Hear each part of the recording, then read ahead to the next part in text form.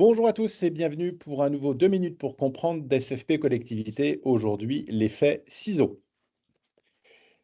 Comme le montre le graphique, l'effet ciseau, c'est quoi? Il est lié notamment d'un côté à une baisse, notamment ici de la CAF brute, c'est-à-dire ce qui a vocation à aller financer les investissements et les remboursements d'emprunts, et de l'autre côté, une augmentation des emprunts.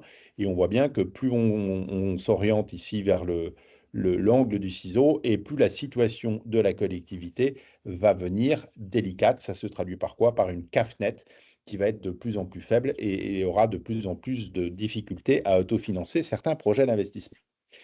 Alors, pourquoi regarder l'effet ciseau aujourd'hui? Eh bien, notamment parce qu'on voit bien qu'on a une tendance à la baisse de la CAF brute. La CAF est composée des recettes et des dépenses. Les recettes diminuent voilà, depuis quelques années, notamment par la baisse des dotations, par les effets des lois de finances, notamment, je parlais des dotations, mais du FCTVA et puis plein d'autres choses, et puis la perte de la partie dynamique, notamment avec la perte de la taxe d'habitation.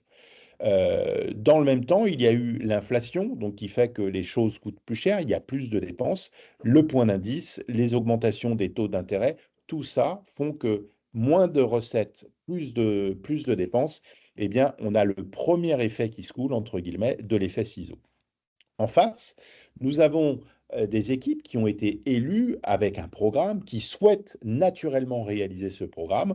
Donc, beaucoup ont éventuellement tendance à compenser cette baisse de CAF par un recours à l'emprunt plus important pour pouvoir financer leur projet. Ça, c'est dans un cadre, mais il y a aussi beaucoup de collectivités qui sont en plein dans la réalisation de leur marqueur de mandat et qui, du coup, sont contraints d'emprunter plus qu'initialement prévu.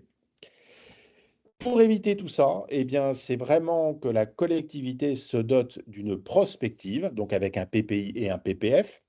L'idée derrière ça, c'est de se donner une vision objective, hein, à la fois sécuritaire et optimiste de la prospective, pour savoir quelle va être l'évolution de la CAF dans les années à venir.